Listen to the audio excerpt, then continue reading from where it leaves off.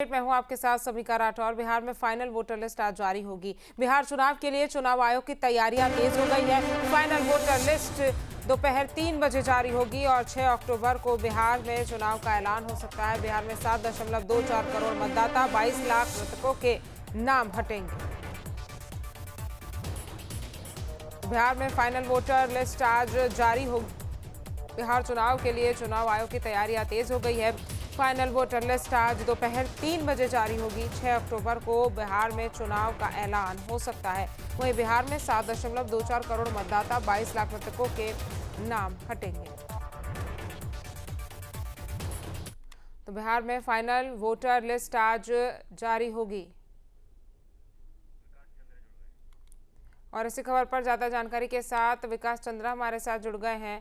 विकास, बिहार में voter list आज दोपहर 3 बजे जारी होने वाली है। क्या कुछ अपडेट आपके पास है? क्योंकि राजनीति इस पूरे मुद्दे पर काफी समय से गर्मा रही है और आज लिस्ट जब जारी होगी तो उसके बाद किस तरह से राजनीतिक गलियारों में हलचल तेज होने की स्थिति हो सकती है?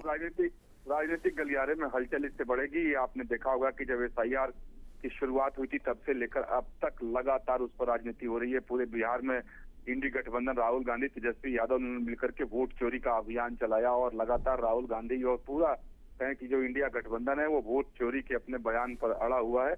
और उसके साथ साथ बीजेपी और एनडीए की अपनी राजनीति है और दूसरे जो घटक दल हैं एनडीए के, उनकी भी अपनी इस पर राय है और उनकी भी अपनी राजनीति है। तो अब चुनाव आयोग की तरफ से ये बताया गया कि आज 3 बजे वो जारी करेंगे।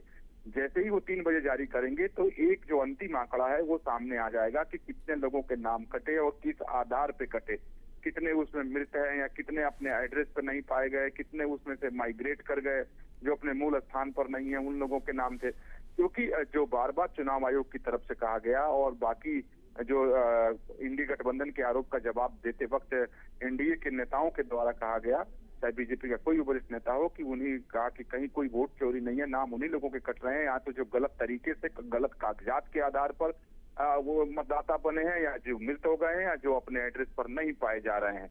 क्योंकि बिहार के सीमांचल में बहुत बड़े पैमाने पे गलत आधार कार्ड बनाने और मतदाता सूची में शामिल होने की बात है कि जो के बारे में कहा जा रहा है कि वो घुसपैठिए हैं, जिसमें से तमाम बांग्लादेश के, अफगानिस्तान के, नेपाल के नागरिक भी पाए गए हैं।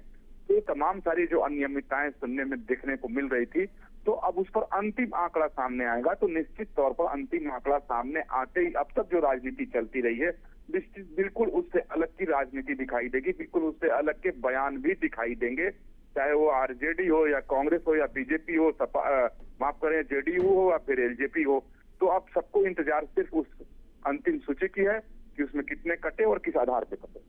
नहीं, लेकिन विकास, जो है ये पूरा विपक्षी दल है, इंडी गठबंधन है, ये कहीं ना कहीं तैयारी में बैठा होगा कि अब इसमें कैसे कमी पेशी निकाली जाए, क्योंकि 22 लाख मृतकों का एक टेंटेटिव आंकड़ा भी सामने आया है जो इस डेटा में देखने को मिलेगा। क्योंकि हमने देखा भी था कि तेजस्वी यादव ने अपने आधार कार्ड को लेकर और अपने वोटर आईडी को लेकर भी तमाम बातें कही थी कि डबल जगह से उनका जो वोटर आईडी है वो दिख रहा है और उनकी जो आईडी है वो गलत बताई जा रही। तो तमाम इस तरह की चीजें हमने देखी है पिछले दिनों जो हुई है, लेकिन अब कहीं ना कहीं इसमें कैसे कमी पेशी निकाली जाए और फिर इस पर कैसे राजनीति की जाए, उसकी भी तैयारी विपक्षी दल कर रहा होगा।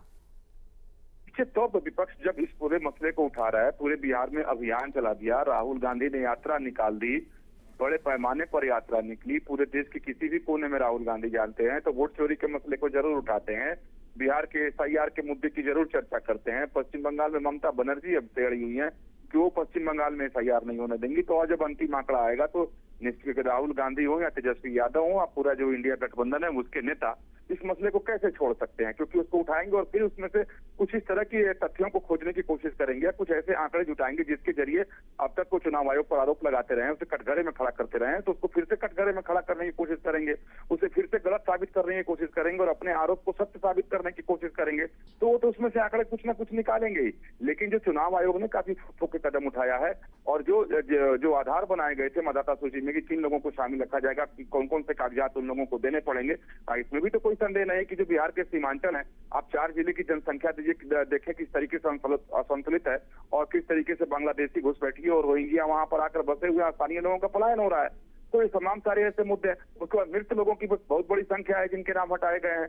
उसके साथ साथ जो लोग प्रवासी हो गए यानी बिहार के हैं लेकिन वो बिहार में अपने पते पर मौजूद नहीं है, या एक से ज्यादा जगहों पे लोगों के नाम है। कई सारे ऐसे लोग हैं जिनको एक नहीं 3 जगह पे नाम होते हैं। गांव में भी है, अगर शहर में घर है तो वहां भी है, जहां वो नौकरी कर रहे हैं वहां भी है। तो पूरे देश भर में ऐसी समस्या है कि एक आदमी का नाम कम से कम, बहुत सारे लोग ऐसे जो 3 जगह पे नाम होते हैं। तो ऐसे तमाम नामों को छांट करके उन्हें अंतिम मतदाता सूची से हटा दिया गया है। तो अब इस पे देखना होगा कि सबकी निगाह इसी बात पर टिके कि अब राहुल गांधी कौन सी नई दलील लेकर सामने आते हैं, कौन से नए तथ्य और आंकड़े पेश हो करते हैं, क्योंकि चुनाव आयोग बार बार उनके आरोप। लेकिन विकास, इसमें बड़ी बात ये भी है कि कितने तथ्य जो हैं वो बेसलेस होंगे और कितने तथ्यों में सच्चाई होगी। आप हमारे साथ बने रहिए, दोबारा मैं आपका रुख करूंगी।